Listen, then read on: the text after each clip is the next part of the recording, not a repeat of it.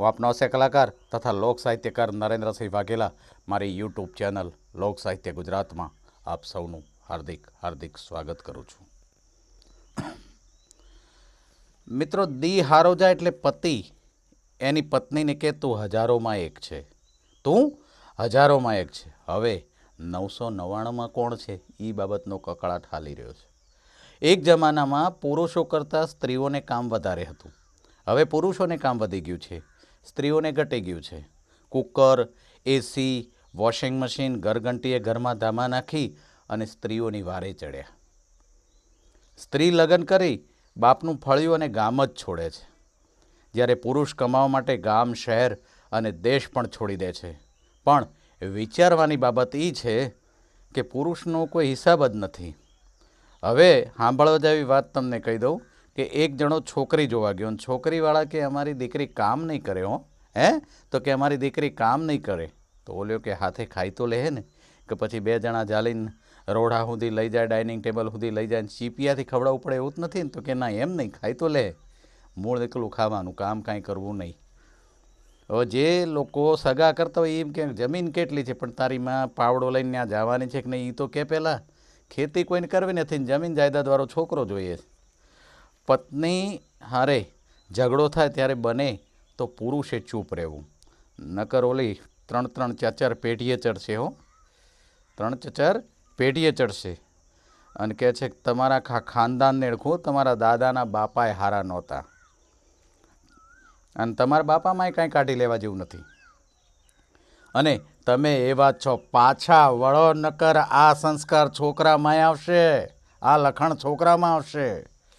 મરતા મરતા રગલાની પત્ની કે હાલો લાલા, હાલો લાલાના પપ્પા, હવે સ્વર્ગમાં મળશું. અને બીજા જ દીથી લાલાના બાપાએ બાયું ચડાવી અને જુગાર રમવા ચડ્યો, દારૂ, સિગારેટ, તમાકુ ખાવાની ચાલુ કરી દીધી. આ બધાએ લખણ ચાલુ કર્યા. ગમે એમ થાય પણ હરગમાં તો નથી જ જવું. કેટલો કાપો વાળીને કેટલો હેરાન થયો હશે. એક કુંભાર માટલા વેચતો હતો. હવે કોઈ ગરાગ આવે એટલે માટલાના આમ ટકોરા મારીને ટક ટક 2 ટકોરા મારે ને પાછું બાજુમાં મૂકે, બીજું માટલું લે, ટક ટક કરીને પાછું બાજુમાં મૂકે, ત્રીજું માટલું ઉપાડે અને આમ કરીને કે લ્યો આ સરસ છે, આ ફ્રીજનું કામ કરશે. એટલે મેં સ્વાભાવિક રીતે પૂછ્યું કે ભાઈ તને આમાં કેવી રીતે ખબર પડી જાય કે આમ આટલું સારું જ છે? તો કે એમ ખબર પડતી હોય તો હું ફૂટપાથ ઉપર માટલા વેચું? એવી જો મને ખબર પડતી હોય તો ફૂટપાથ ઉપર હું માટલા થોડો ને વેચું? એસી ઓફિસમાં ન બેઠો હોય. પણ આ એક અમારી આદત છે કે આમાં ટકોરા મારી અને 2 માટલા નોખા કરી. હવે એ ગરાગ હાલ્યો જાય એટલે પાછા માટલા એમની એમ ઠેકાણે મૂકી દેવાના. બીજું ગરાગ આવે એ જ 2 માટલાને ટકોરા મારીને ત્રીજું પકડાવી દેવાનું. મૂળ એનો આત્મા સંતોષાય અને મારી ભૂખ સંતોષાય. પહેલાંના જમાનામાં પતિનું નામ ન લેતી પત્નીઓ. શું કામ?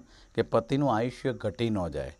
હવે અત્યારે ઊંધું થઈ ગયું છે કે ભલે ને પતિનું આયુષ્ય ઘટી જાય પણ મારું આયુષ્ય અને વજન ન ઘટવું જોઈએ.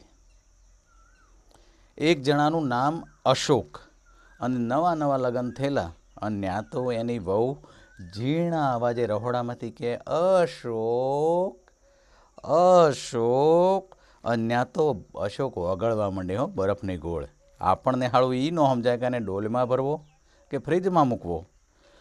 લગ્નને 3 વર્ષ થાય, ન્યા તાળું કહીને બોલે કે અશોક નથી સાંભળતો, અને ન્યા તો અશોક અંગારો થઈ જાય. અને આપણને એમ થાય કે પાછો ચૂલા મૂકવો પડશે. શું 7 વર્ષ થાય લગ્નને, 7 વર્ષ વીતી જાય એટલે પાછી એની એજ પત્ની એની એજ, પતિ એનો એજ, પણ પછી બોલીમાં ફેર પડી જાય ને એટલું બોલે 7 વર્ષે અશકા નથી સાંભળતો, અને ન્યા તો અંગારો ઓલવાઈ જાય હો. ન્યા તો અશોક નામનો અંગારો ઓલવાઈ જાય અને અશકાના હાથમાંથી ઓશીકું હેઠું પડી જાય. બોલો કેટલો ડર લાગતો હશે. આવે ત્યારે નમણી થઈને રહે અને 6-12 મહિનામાં રાજરાણી થઈ જાય ઘરમાં આવીને. કાલે એક સાધુ બાબાની મુલાકાત થઈ અને બાબા હિન્દી જ હોય લગભગ, એટલે મેં હિન્દીમાં બાબાને પૂછ્યું कैसे हो बाबाजी?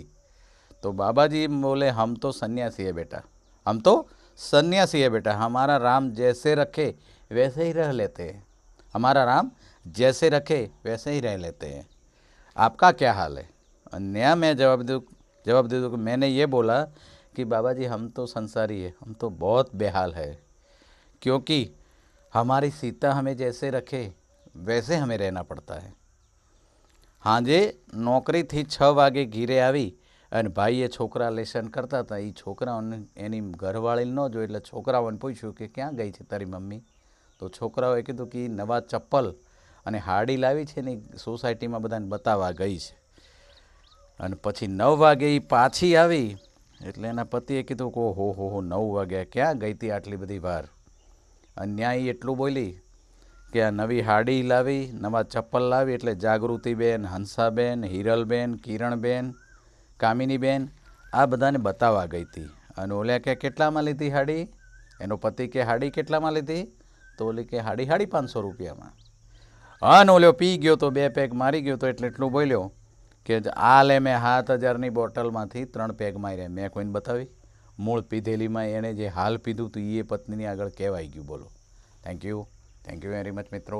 મારી આ જ શૈલી આપ સૌને પસંદ આવે તો ચોક્કસ મારી ચેનલને લાઈક, શેર અને સબસ્ક્રાઈબ કરશો મિત્રો, અને કરાવશો, કારણ કે તમારી વાહમાં જ અમારી હવા છે. Thank you very much.